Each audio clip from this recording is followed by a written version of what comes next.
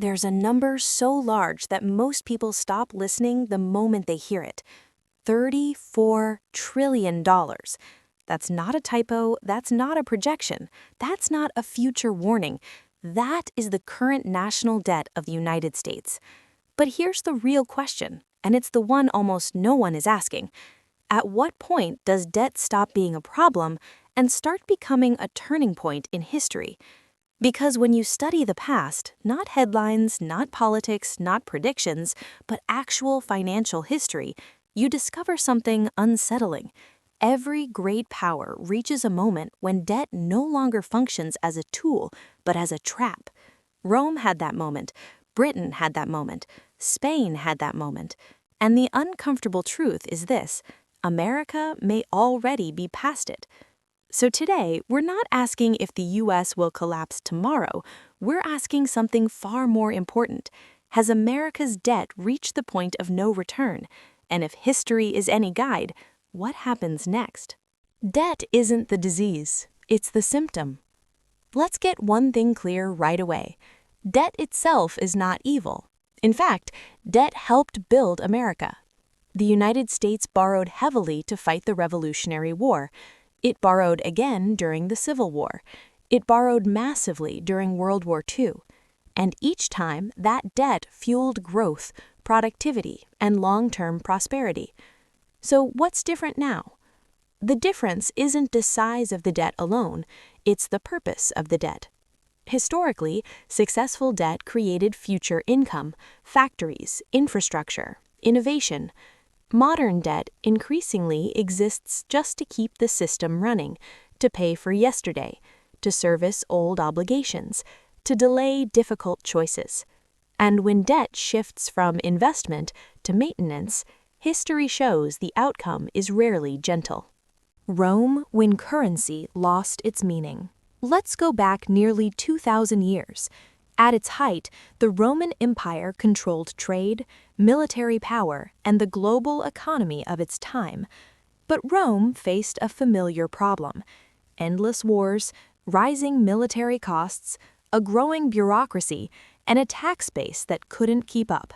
So, Roman leaders chose the easy solution. They didn't raise taxes, they didn't cut spending, they debased the currency. Silver coins slowly contained less silver. Gold coins became thinner. Money still looked the same, but it wasn't. At first, nothing collapsed. Markets continued, armies marched, citizens spent. But over time, prices rose, trust fell, trade weakened. Rome didn't fall because of one invasion. It fell because its money no longer meant what people believed it did. And once trust in money disappears, power follows. Winning wars, losing the future. Fast forward to the 20th century. Britain emerged from World War II victorious, but financially exhausted. To survive, it borrowed heavily from the United States. It sold off assets. It dismantled its empire piece by piece. The British pound didn't collapse overnight, but its global dominance never returned. Britain didn't fail militarily. It transitioned from empire to regional power. Debt didn't destroy Britain. It reshaped it. America's turning point. 1971. Now, we arrive at the most important year in modern U.S. financial history. Until that moment, the dollar was backed by gold. Foreign governments could exchange dollars for physical gold. But decades of war spending, social programs, and deficits made that promise impossible to keep. So President Richard Nixon made a decision that quietly changed everything. He closed the gold window. The dollar became a purely fiat currency. From that moment on, America no longer needed to restrain spending based on gold reserves. Debt could grow indefinitely. And, for a while, it worked. The age of easy money. After 1971, the U.S. entered an entirely new financial era. Debt expanded. Markets grew. Asset prices exploded. America replaced gold with confidence. And as long as the world trusted the dollar, The system held. The U.S. could borrow cheaply, sell treasury bonds, run deficits, because the dollar wasn't just money, it was the global reserve currency. Oil was priced in dollars, trade settled in dollars, debt denominated in dollars. This gave America extraordinary power, but it also removed discipline, and history shows that when discipline disappears, excess follows. From investment to survival spending. Here's the critical shift. In earlier decades, debt funded growth, highways, universities, research, manufacturing. Today, a growing share of U.S. borrowing does something very different. It pays interest. That's it. The fastest growing expense in the federal budget is not defense, not healthcare, not education. It's interest on existing debt. America is borrowing to pay for past borrowing. This is what historians call a debt spiral, not because collapse is imminent, but because choices narrow. Why this is the point of no return.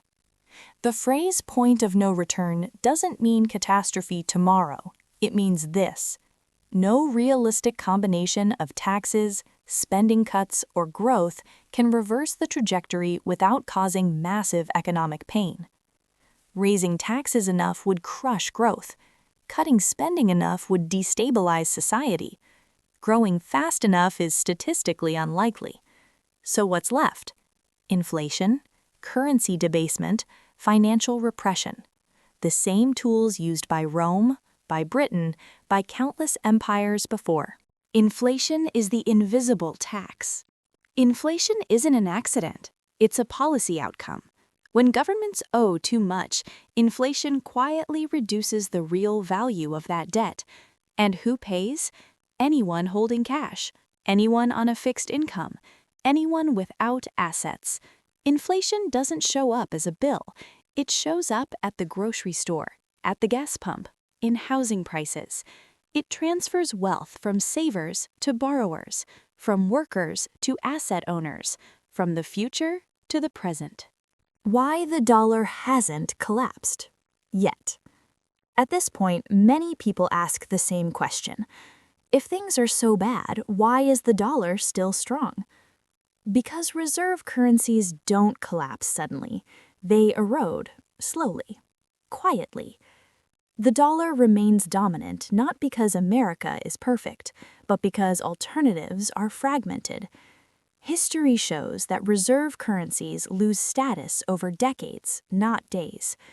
The British pound didn't disappear in 1945. It faded. And fading can be just as powerful as falling. What this means for the average American. Here's where history becomes personal. For decades, American living standards rose faster than wages. Cheap imports, cheap credit, rising asset prices. But debt changes that equation. As interest costs rise, governments face trade-offs. Less flexibility, more pressure, more instability. Middle-class wealth becomes harder to build. Home ownership becomes less accessible. Education becomes more expensive. Retirement becomes uncertain. Not because America is failing, but because the financial structure has shifted. History's real lesson. History doesn't say empires collapse at the peak of debt. It says empires change. Power becomes more centralized. Citizens become more dependent. Financial systems grow more complex and less transparent. The decline isn't dramatic. It's administrative, and most people don't notice it happening. So what's the real lesson from history? It's not fear. It's awareness. America's debt doesn't mean the end of the country. It means the end of an era of cheap money, of unlimited flexibility, of consequences always pushed forward. The future won't look like collapse. It will look like adjustment, slower growth, higher costs, more pressure on individuals to understand money, history, and risk. History doesn't punish nations for borrowing, it punishes nations for pretending debt doesn't matter.